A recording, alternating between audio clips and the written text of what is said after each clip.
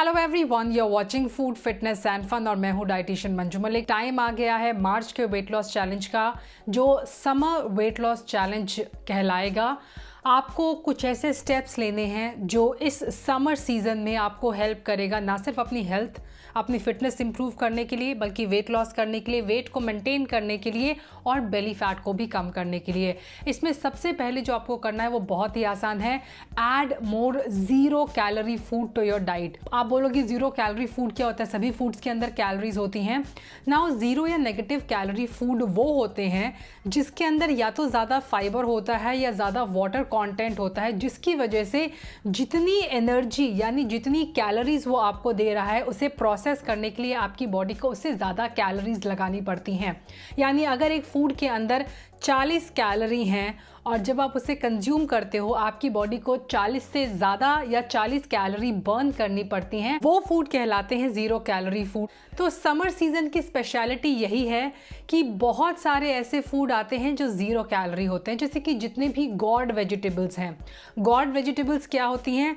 लौकी, तोरी, टिंडे, परवल, ये सारी गॉड वेजिटेबल्स कहलाती हैं। इन वेजिटेबल्स को आप डाइट में ज़रूर इंक्लूड करें। यहाँ तक कि अभी जल्द ही मैं एक मॉर्निंग के जूस की रेसिपी शेयर करूँगी, जिसमें से इसी में से एक स्पेशल गॉड वेजिटेबल मैं लेकर उसका ड्रिंक आपको दिखाऊंगी, जो आपको मॉर्निंग में ही नरिश्ड और बहुत ज़्यादा एनर्जाइज्ड और फ्रेश फील कराएगा। इसके अलावा मॉर्निंग का जो हमारा एम्प्टी स्टमक का ड्रिंक है वो आपको ज़रूर कंज्यूम करना है। इस हफ्ते आई थिंक अगर आपने शुरू कर दिया है तो विद इन 2 वीक्स वो ख़त्म हो जाएगा। उसके बाद मैं एक और आपके साथ शेयर करूंगी क्या आपको कंज्यूम करना है एम्प्टी स्टमक। नंबर 2 पर आता है लिक्विड डाइट प्लान। तो हमें वीकली लिक्विड डिटॉक्स या लिक्विड डाइट प्लान फॉलो करना है। ये मैंने पिछले मंथ में भी आपको दिया था और इस मंथ में भी आपको कंटिन्यू करना है। काफ़ी लोगों ने मुझे बोला है कि they have started noticing a lot of change in their digestive health. उन्हें ब्लोटेड कम फील होता है आफ्टर दिस लिक्विड डिटॉक्स। पूरे हफ्ते में स्किन काफ़ी लोगों ने बोला है कि इम्प्रूव हुई है।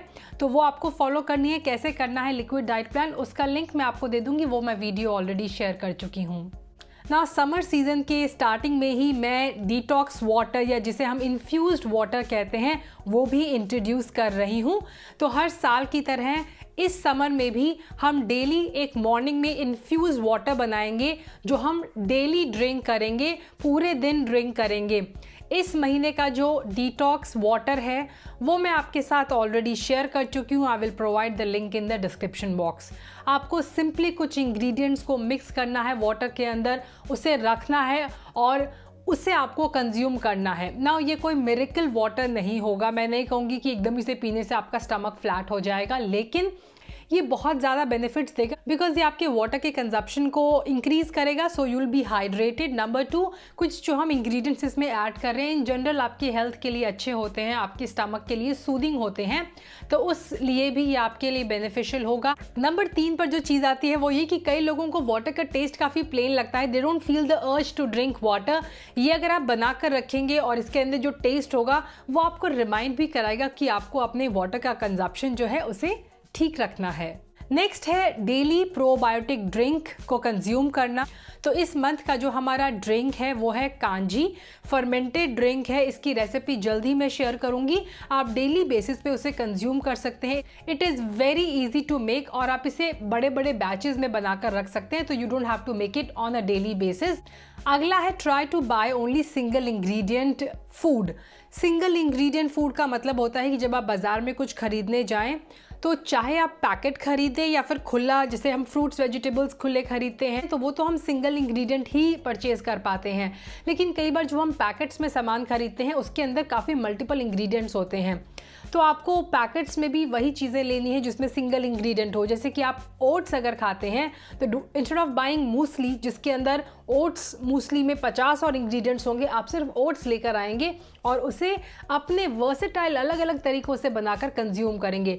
Same goes for your other foods, like instead of getting a mix of seeds and nuts आप घर पर अलग अलग लेके आएंगे और घर पर उसे बनाएंगे ताकि वो आपके लिए हेल्दी ही रहे। बिकॉज बाहर के जो ये मिक्सचर्स आते हैं इनके अंदर किस तरह का ऑयल यूज़ किया गया है, कितना लेवल ऑफ सोडियम है यानी सॉल्ट कितना ज़्यादा है, मसाले कौन से हैं आपको नहीं पता है, और फ्रेश भी नहीं होते हैं वो, तो घर पर लेकर इन्हें आपको फ्रेश बनाना है। नेक्स्ट इज समर्स में यूजुअली हमें अपना पोर्शन साइज़ थोड़ा कम करना चाहिए। ऐसे में सिंपल एक मेथड है पोर्शन साइज़ को कंट्रोल करने का, और वो है अपनी प्लेट के साइज़ को रिड्यूस करने का। तो मैं बहुत ज़्यादा छोटी प्लेट आपको लेने को नहीं कह रही हूँ, बट ट्राई कि आप अपने पोर्शन को कंट्रोल करने के लिए अपने बोल, अपने प्लेट्स का साइज़ चेंज करें, उसे थोड़ा छोटा कर लें ताकि आप अपना पोर्शन साइज़ को कंट्रोल कर सकें। इस महीने आपको इंटरमीडिएट फास्टिंग करनी है और उसकी विंडो रहेगी 13-11 की। आप चाहें तो इसे 14-10 तक भी लेकर जा सकते हैं। आपको अर्ली डिनर कंज्यूम करना है। यूजुअली समर्स आते ही लोगों का डिनर का टाइम थोड़ा लेट हो जाता है बिकॉज सन जो है वो थोड़ा लेट सेट होता है। So people start delaying the entire evening routine, night routine उनका खिसक जाता है, तो वो आपको अवॉइड करना है। अब बारी आती है इस मंथ की स्टैकिंग हैबिट की।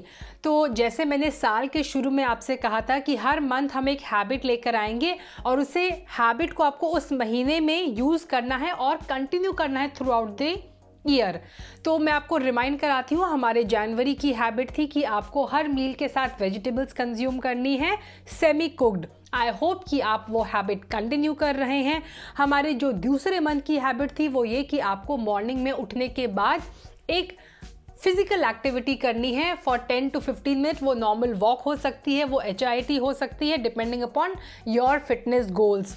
नाउ थर्ड जो है इस महीने की जो स्टैकिंग हैबिट है वो ये है that you have to fix your sleeping routine. जब आप अपना स्लीपिंग रूटीन फिक्स करते हैं तो वो आपकी बायोलॉजिकल क्लॉक के लिए बहुत मैजिकल रहता है। जब आप एक ही टाइम पर सोने जाते हो और एक ही टाइम पर उठते हो तो आपकी जो साइकिल होती है नाइट साइकिल वो फिक्स्ड हो जाती है। उससे आपकी बॉडी का रिपेयर का प्रोसेस जो है वो काफ़ी इम्प्रूव हो जाता है। ट्राई कि जब आप इस हैबिट को शुरू करें तो एटलीस्ट फॉर 21 डेज आप वीकेंड्स पे भी सेम टाइम पर उठें। I know it is too much but still ये बहुत हेल्प करेगा आपको इस हैबिट को मेंटेन करने के लिए, उस साइकिल को मेंटेन करने के लिए। इससे आपकी बॉडी के अंदर जो हेल्दी हार्मोन्स बनते हैं, जो फैट बर्निंग हार्मोन्स बनते हैं, नींद में भी आपका मेटाबॉलिज्म जो है वो ऑन रहता है, आप कैलोरी बर्न करते रहते हैं। नींद में ही ह्यूमन ग्रोथ हार्मोन और बहुत सारे और भी हार्मोन्स बनते हैं। इससे आपको नींद भी अच्छी आती है। ये साउंड स्लीप हासिल करने का एक सबसे अच्छा तरीका है। आपकी बॉडी ऑटोमेटिकली कुछ टाइम के बाद उस टाइम पे जब आप सोते हो रिलैक्स फील करने लगेगी, उस मोड के अंदर जाने लगेगी, स्लीप मोड के अंदर। और जब आप मॉर्निंग में उठेंगे, आई प्रॉमिस यू, अगर आप एक ही टाइम पर 21 डेज तक उठ जाते हैं तो 22nd डे पर आपको अलार्म की भी ज़रूरत नहीं पड़ेगी। आपकी बॉडी ऑटोमेटिकली उठेगी और काफ़ी रिलैक्स्ड होकर उठेगी। मॉर्निंग में भी कई लोगों को सिम्टम्स होते हैं that they feel very grumpy, they don't feel कि उनकी बॉडी रिकवर हो पाई है। ऐसा अगर आप करेंगे, फिक्स्ड एक रूटीन फॉलो करेंगे, तो आपका फिटनेस लेवल आपको खुद इम्प्रूव नज़र आएगा। नेक्स्ट इज आपको वर्कआउट करना है। कौन सा वर्कआउट करना है? HIIT walking workout, interval walking workout. मैंने हाल ही में इस वर्कआउट के बारे में एक वीडियो शेयर किया था। काफ़ी आप लोगों ने पूछा था कि मैं कौन सा वर्कआउट कर रही थी during my pregnancy, post pregnancy. मैंने यही वॉकिंग वर्कआउट फॉलो किया है and it has help me. मैंने अभी तक अपना नॉर्मल वर्कआउट रूटीन स्टार्ट नहीं किया है। It is just this thing that I am doing जिन्होंने मुझे हेल्प किया है। मेरी प्रेगनेंसी में मैंने वेट गेन कर लिया था 72 तक and I am now back to my original weight that is 57-56 इसी के बीच में रहता है। तो this workout I will provide the link in the description box again. Last but not the least, आपको धीरे खाने की कोशिश करनी है। ये एक बहुत बड़ा चैलेंज रहने वाला है सब लोगों के लिए।